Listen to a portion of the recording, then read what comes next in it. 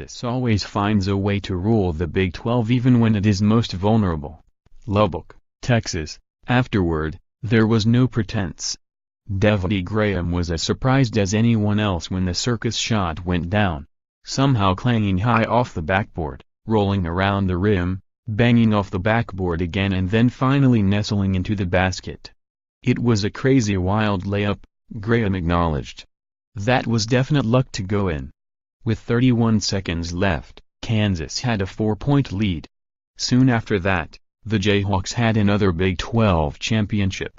A 74-72 victory against Texas Tech clinched at least a share of their 14th consecutive league title, a feat unmatched in NCAA history, and at least by Kansas standards, the accomplishment was the equivalent of Graham's crazy wild shot in the final minute. FBI probe: Kansas itself appears unconcerned about payment allegations. Bubble watch: winners and losers among fringe NCAA tournament teams. It was not luck, exactly.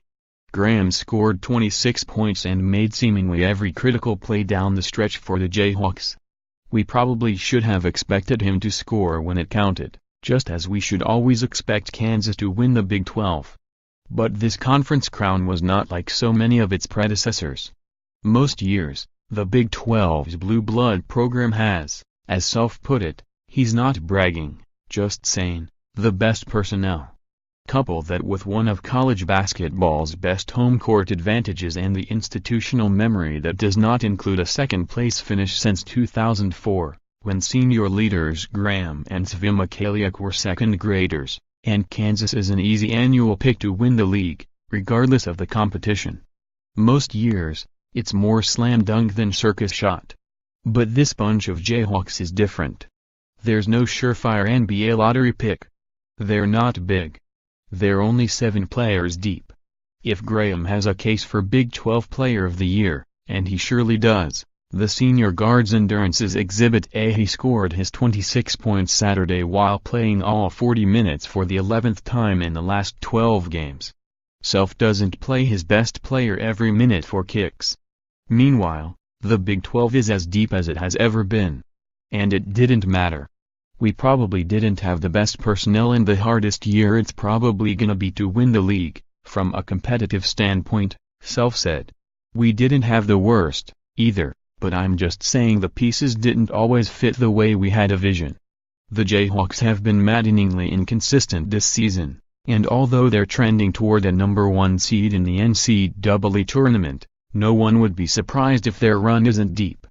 But Saturday evening, the players emerged from the visitors' locker room after their 4th consecutive victory, wearing blue shirts and white caps commemorating the 14th consecutive title and clearly savoring the moment.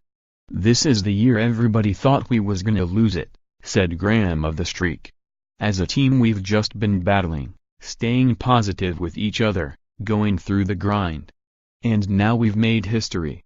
The 14th consecutive league title is an NCAA record, surpassing UCLA's 13 in a row in the old Pac-8 and Pac-10. And here's a nugget, too: during his 15 seasons at Kansas, Self's teams have never been swept by a Big 12 opponent. Texas Tech's 83-75 win in Lawrence back on January 10 was among the first signs this team might not be a typical team. The Jayhawks later lost at home to Oklahoma State. The rematch is next week. The Cowboys could still sweep Kansas, though it seems unlikely, and by 16 points at Baylor. 2 weeks ago, they trailed red-hot Texas Tech by a game in the league standings. Now they're 2 games clear. A victory at home Monday against Texas or next Saturday at Oklahoma State would seal an outright title. We've either been bad or pretty good, Self said. We picked the best time to be our best here the last couple of weeks.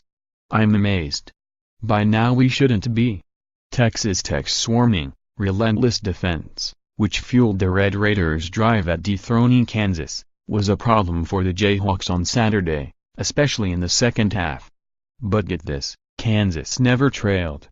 The game was tied only once after the opening tip, at 68 all in the last 3 minutes. But Graham took advantage of a mismatch, driving and pulling up for an 18-footer to regain the lead.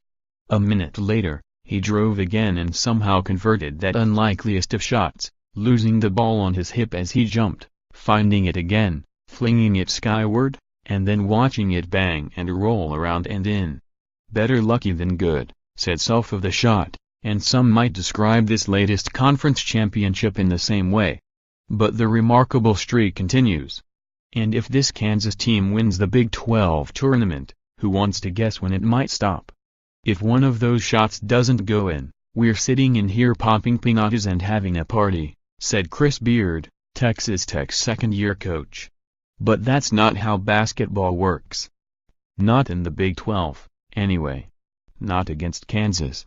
The Jayhawks always seem to get some breaks, sure, and we're not talking about how referees so often seem to disappear into, the fog at Allen Fieldhouse, ask West Virginia's Bob Huggins.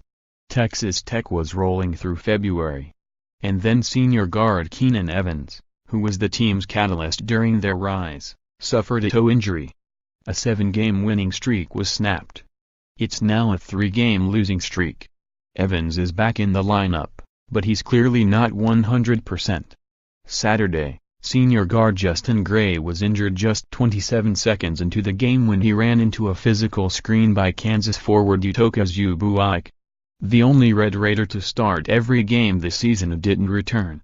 But to talk about other teams' tough breaks is to minimize what Kansas accomplished, rallying in these last few weeks, and Saturday, controlling the game most of the way, keeping a simmering crowd from exploding early, then finding a way to win.